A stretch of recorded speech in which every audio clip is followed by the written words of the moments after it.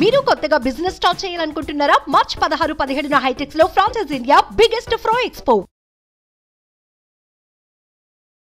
నమస్తే, welcome to Suman TV. నేను విష్ణు. ప్రస్తుతంతో పాటు మార్కెట్ అనలిస్ట్ రేవంత్ చలమల ఉన్నారు. వారితో మాట్లాడదాం. సార్ నమస్తే. సార్ నమస్తే అండి. ఏంటి రేవంత్, మార్కెట్లో బ్లడ్ బాత్లు కంటిన్యూ అవుతున్నాయి. మళ్ళా నిఫ్టీలు 21 చేంజ్కి వచ్చేసింది, సెన్సెక్స్ ఏమో మళ్ళీ 72 చేంజ్కి వచ్చేసింది. ఏంటి మార్కెట్లో ప్రయాణం ఎటువైపు అసలు? సార్, మార్కెట్లో కరెక్షన్ గురవడానికి మల్టిపుల్ కాసెస్ ఉన్నాయి. మనం ఏదో ఒక పర్టికులర్ రీజన్ అని చెప్పడానికి లేదు. కాకపోతే ఈ పర్టికులర్ ఫాల్ అనేది ఎఫ్ఐఎస్ అండ్ డిఐఎస్ ఇన్స్టిట్యూషన్స్ ఇద్దరు కూడా ఒక రకంగా స్ట్రాంగ్ బయింగ్లో ఉన్న టైంలో కూడా జరగటమే కొద్దిగా కన్ఫ్యూజన్కి కారణం అవుతుంది. సో బేసిక్గా మన FII DI data cash buying యాక్టివిటీని కూడా అది లార్జ్ క్యాప్లోకి వస్తుందంటే గ్యారంటీ లేదు. That could be in some any other of the stocks.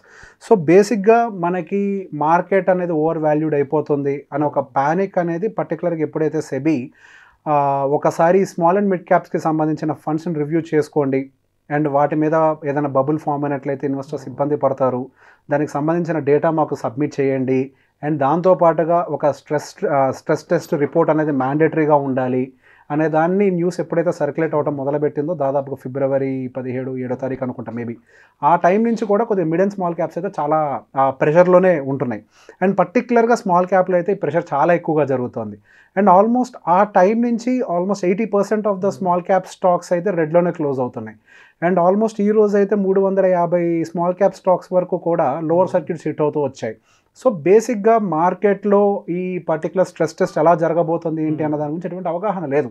ఇదేమి మనకి ఇంతకుముందు జరిగింది, దాని రిపోర్ట్ వచ్చిన తర్వాత స్టాండర్డ్గా మార్కెట్స్ ఇలా రియాక్ట్ అవుతాయి అనటానికి మనకి ఎటువంటి ఆధారం లేదు. For the first time we are seeing ఈ స్ట్రెస్ టెస్ట్ ఏంటి, XYZ రిపోర్ట్స్ ఏంటి అని కొత్త పదాలు వినిపిస్తున్నాయి. సో బేసిక్గా మనకి ఏంటో తెలియదు. సో అది ఒక రీజన్, అది పర్టికులర్గా ఓకే, అదంటే మిడ్ అండ్ స్మాల్ క్యాప్కి సంబంధించింది. సో లార్జ్ క్యాప్కి సంబంధించి ప్రాబ్లం ఏంటి అని అంటే మనం పర్టికులర్గా గమనించినట్లయితే మంగళవారం అంటే నిన్నటి నుంచి మనకి మార్కెట్స్ కొంత రెడ్లో క్లోజ్ అవడం మొదలుపెట్టాయి. నిన్నైతే కొంత బ్యాంకింగ్ స్టాక్స్ ప్రెషర్ కనిపించాయి అండ్ ఈ రోజు కూడా బ్యాంకింగ్ స్టాక్స్ ప్రెషర్ అయితే చాలా ఎక్కువగా ఉంది. సో ఈ రోజు పర్టికులర్గా బుధవారం రోజు PSU బ్యాంక్ ఇండెక్స్ దాదాపుగా 4% డౌన్ సైడ్ క్లోజ్ అయింది. Mid cap 4%, small cap 5%. మనం సరిగ్గా పోయిన బుధవారం వీడియో చేసుకున్నప్పుడు స్మాల్ క్యాప్ హార్డ్లీ 7% మాత్రమే డౌన్ అయింది. విత్ ఇన్ 1 వీక్లో అది డబల్ అయిపోయింది. ఇప్పుడు ఆల్మోస్ట్ ఆల్ టుగెదర్ 14% అనుకుంటా దాని ఆల్ టైమ్ హై నుంచి, అంటే ఒక హ్యూజ్ డిప్ వచ్చేసింది. 14% కరెక్షన్ అనేది ఆ హయ్యర్ టైమ్స్ ఇన్వెస్ట్ చేసిన వాళ్ళకి పెద్ద ఫిగర్గానే కనిపిస్తుంది. ఆ టైంలో పర్టికులర్గా ఎవరైతే స్మాల్ క్యాప్ మ్యూచువల్ ఫండ్స్ కాకుండా డైరెక్ట్గా స్టాక్స్ కొని ఉంటారో వాళ్ళ పోర్ట్ఫోలియోస్ అనేది చాలా డీప్ రెడ్లో ఉంటాయి. బేసిక్గా అందరికీ కూడా ఒక హ్యూజ్ ప్యానిక్ ఉంది, ఈ స్మాల్ క్యాప్ స్టాక్స్ ఎందుకు ఇంత కరెక్ట్ అవుతున్నాయి అంటానికి. సో ఈ స్మాల్ అండ్ మిడ్ క్యాప్కి సంబంధించి రీజనింగ్ ఉంది, SEBI XYZ okay fine. But ఈ large cap PSU bank index ఎందుకు ఎంత పడిపోతుంది అని అంటే మనకి క్రెడిట్ అండ్ డెబిట్ రేషియో అనేది ఒకటి ఉంటుంది. సో బేసిక్గా ఎంతైతే మనకి FDs డిపాజిట్ అవుతున్నాయి అన్నదాన్ని బేస్ చేసుకొని, ఎంతైతే లోన్స్ ఇవ్వాలి అన్న దాన్ని బేస్ చేసుకొని మనకు ఒక రేషియో అనేది తీసుకొస్తూ ఉంటారు. సో బేసిక్గా రేషియో అనేది మనకి FD వర్సెస్ క్రెడిట్, అంటే FDలు వచ్చేదానికి తో పోల్చుకుంటే ఎంత అప్పులు ఇస్తున్నాం అనే దాని రేషియో ఆల్మోస్ట్ 80%కి రీచ్ అయింది. వచ్చేటువంటి FDలతో కంపేర్ చేస్తే 80% లోన్స్ ఇచ్చేయడం మొదలుపెట్టారు. సో బేసిక్గా ఇటువంటి టైంలో కనుక లోన్ ఎగవేతదారులు ఎవరైనా ఉంటే, సో మన టర్మినాలజీలో చెప్పాలి అని అంటే నాన్ పర్ఫార్మింగ్ అసెట్స్ కింద ఏమైనా కన్వర్ట్ అయితే అది బ్యాంకింగ్ ఇండస్ట్రీ మీద చాలా ప్రెషర్ క్రియేట్ చేయబోతుంది అని ఒక భయం అనేది క్రియేట్ చేసింది. సో బేసిక్గా ఈ ప్రెషర్ అనేది సహజంగా క్రియేట్ అయినప్పుడు ఏమవుతుంది, లోన్స్ ఇష్యూ చేయడం కూడా బయటకు తగ్గడం అనేది ప్రాబబ్లీ తగ్గుతూ ఉంటుంది. సో బేసిక్గా ఎప్పుడైతే లోన్స్ ఇవ్వడం తగ్గుతుంది అని ఒక ప్రెషరు, ప్లస్ ఈ గ్రాస్ నెట్ NPA అంటే గ్రాస్ NPA అనేది పెరుగుతుంది అని ఒక ప్రెషరు, ఇవన్నీ రెండు కూడా కంబైన్డ్గా మార్కెట్ని డ్రాడౌన్ చేయడానికి కొంతవరకు ప్రాబబిలిటీ ఉంది. నేను కంప్లీట్గా ఇది ఒకటే రీజన్ అని చెప్పట్లేదు. పర్టికులర్గా బ్యాంకింగ్ సెక్టర్కి అయితే చాలా పెద్ద కన్సర్న్. లాస్ట్ 5 ఇయర్స్లో దాదాపుగా 80% క్రాస్ అవ్వటం అనేది లాస్ట్ 5 ఇయర్స్లో ఇదే ఫస్ట్ టైం. అంటే రీసెంట్గానే అది క్రాస్ అయింది. సహజంగా దానికి ఏదైనా పారామీటర్ ఉందా చెక్ చేయడానికి, ఏది వస్తే హై ఏది వస్తే లో అంటే there is no parameter. 70 below ఉంటే వాళ్ళు సరిగ్గా యూటిలైజ్ చేయట్లేదు అని అంటారు, 80 అబోవ్ ఉంది అని అంటే హై అని అంటారు. So the value should always range between 70 to 80%. వాళ్ళ దగ్గర ఉన్న FD వాల్యూస్లో 70 to 80%లో మాత్రమే ఆ క్రెడిట్ రేషియోస్ అనేవి మెయింటైన్ అవుతూ ఉండాలి. సో బేసిక్గా ఈ రేషియోస్ అనేవి పెరగటం వల్ల ఈ బ్యాంకింగ్ సెక్టార్ మీద ఎటువంటి ప్రెషర్ అని రావచ్చు అనే భయం ఉంది. ఇది ఒకటే కాకుండా మనం ప్రీవియస్గా కూడా మాట్లాడుకున్నాం, క్రెడిట్ బబుల్ అనేది బిల్డ్ అవుతుంది మార్కెట్లో. సో ఇది ఎప్పుడైనా బర్స్ట్ అవ్వచ్చు అని చెప్పి. సో గత కొన్ని రోజులుగా సెబీ యొక్క మాటల్లో మనకు అర్థమైన విషయం కూడా అదే, బబుల్ బిల్డ్ అవుతుందా లేదా అనేది మా కన్సర్న్ కాదు.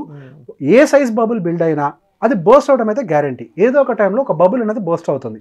అది బర్స్ట్ అయిపోయింది అని అంటే ఆ టైంలో మార్కెట్లో ఉన్నటువంటి రీటైల్ ఇన్వెస్టర్స్ పరిస్థితి ఏంటి, సో దానికి సంబంధించి మనం ముందస్తు జాగ్రత్తలు తీసుకోవాలి అనే చర్యలు మొదలుపెట్టిన దగ్గర నుంచి అటు స్మాల్ అండ్ మిడ్ క్యాప్లో ప్రెషర్ పెరిగింది. దానికి తోడు నిలిచినటువంటి ఈ న్యూస్, ఈ క్రెడిట్ డెబిట్ రేషియో న్యూస్ కూడా యాడ్ అయ్యి ఈ బ్యాంకింగ్ సెక్టర్ని కూడా పడేసుకుంటూ రావడం మొదలైంది.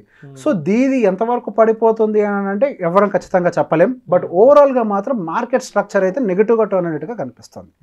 బట్ ఇన్ బిట్వీన్ మనకి ఎలక్షన్స్ ఒకటి ఉన్నాయి కాబట్టి, ఆ ఎలక్షన్కి రిలేటెడ్ ఏమన్నా ర్యాలీ కొంతవరకు సపోర్ట్ చేయొచ్చు.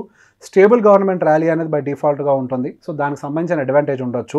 అండ్ మోర్ ఓవర్ ఇంకొక కన్సర్న్ కూడా ఏం పెరుగుతుంది అని అంటే, మొన్న వచ్చిన జీడిపి డేటా చూసి కూడా మార్కెట్ బాగా ర్యాలీ అయింది. But over the period of time analysis జరిగిన తర్వాత వస్తున్న డేటా అగైన్ మార్కెట్ని కొంత డిసప్పాయింట్ చేస్తుంది. దాంట్లో ఉన్నటువంటి జీవీఏ వాల్యూస్ అండ్ దాంతో పాటుగా మనకి అంటే ఆ జీవీఏ వాల్యూకి అండ్ మనకి ఇందులో ఏంటంటే జీడిపిని కొలవడానికి టూ స్టైల్స్ ఉంటాయి. ఒకటి వచ్చేసరికి ఎంత ఎక్స్పెండిచర్ పెట్టారు అనేది, ఇంకొకటి వచ్చేసరికి మనకి ఎంత సేల్స్ క్రియేట్ అయింది. అట్లా టూ డిఫరెంట్ రేషియోస్లో చేస్తూ ఉంటారు. సో బేసిక్గా జీవీఏకి అండ్ జీడిపికి మధ్యలో డిఫరెన్స్ అనేది ఎక్కువగా ఉండకూడదు. మొన్న వచ్చిన డేటాలో ఈ డిఫరెన్స్ అనేది చాలా ఎక్కువగా ఉంది. సో బేసిక్గా మనకి వరల్డ్లో ఉన్నటువంటి ఎకనామిస్ట్ అందరూ కూడా ఇది ఒక కన్సర్న్ కింద రేజ్ చేశారు.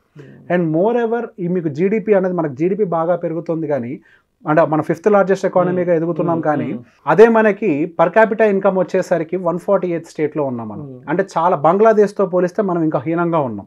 సో బేసిక్గా మెజారిటీ ఆఫ్ ద ఈ జీడిపిఓ ఈ ఇన్కమ్ ఏదైతే గ్రోత్ ఉందో ఇదంతా కూడా టాప్ 1%కి వెళ్తుంది కానీ గ్రాస్ రూట్ లెవెల్లో అది ఎటువంటి చేంజెస్ని క్రియేట్ చేయట్లేదు అని ఒక data over the period of time, అంటే డేటా వచ్చిన తర్వాత కొంత టైం పడుతుంది కదా అనాలిసిస్కి. ఆ అనాలిసిస్ టైం కూడా బయటకు వచ్చేసరికి ఓకే జీవీఏ పెరగట్లేదు, జీడిపి మాత్రమే పెరుగుతుంది. That to because of the tax component వల్ల ఈ జీడిపి వాల్యూస్ పెరుగుతున్నాయని ఒక క్లారిటీ కూడా మార్కెట్కి రావడంతో ఓకే ఒరిజినల్ జీడిపి వాల్యూ ఇది కాదు అనే ఒక మైండ్లో అంటే బేసిక్ చాలా అనాలిసిస్ వస్తున్నాయి ఇప్పుడు మనకి. సో అది కూడా ఒక ట్రిగ్గర్ అవ్వడం అనేది ఒక రీజన్ అయి ఉండొచ్చు నేను పర్సనల్గా బిలీవ్ చేస్తున్నా. సో బేసిక్ ఇవన్నీ ఆల్ టుగెదర్ మార్కెట్ని ఫ్యాక్టర్ చేసుకుంటూ కిందకి వెళ్తున్నాయి.